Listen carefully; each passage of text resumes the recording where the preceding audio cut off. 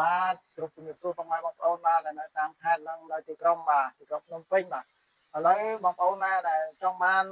ឡានមកទឹកបាទនេះគឺបងប្អូនតែចំណេញខ្លាំងមែនតើដោយសារឡានមកទឹកនេះគឺតម្លៃធូរថ្លៃហើយសេវាកម្មជួសជុលក៏អស់ធូរដែរឥឡូវខ្ញុំសូមជម្រាបជូនបងប្អូនឡានមួយគ្រឿងបាទ Highlander 04កៅអី3ជួរជីបានសមាជិកច្រើនហើយសេវាកម្មជួសជុលក៏អស់ធូរថ្លៃដែរបាទ Highlander នេះឆ្នាំ04កៅអី3ជួរបាទកៅអី3ជួរហើយតម្លៃគឺធូរថ្លៃខ្លាំងមែនតើនិយាយឲ្យបងប្អូនមើលបាទបើសិនជាបងប្អូនអត់តាន់មានកូនក្មេងឬក៏អ្នកធ្វើក្រោយបងប្អូនអាចតម្លាក់ចេញឲ្យបាននឹងស្រួលពេលដែលយើងមានអ្នកជិះក្រោយជិះអីទៀតយើងអាចទាញ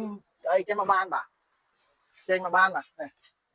គឺមានលក្ខណៈងាយស្រួលខ្លាំងមែនតើហើយជិះបាន2នាក់កូនក្មេងអីបាទខាងក្រោយយើងអាចដាក់បានខ្លះទៀតបាទហើយចំពោះតម្លៃគឺធូរថ្លៃខ្លាំងមែនតើបាទហើយសេវាកម្មជួសជុលអីក៏ធូរថ្លៃដែរអត់វាអត់ថ្លៃអីប្រហែលទេហើយ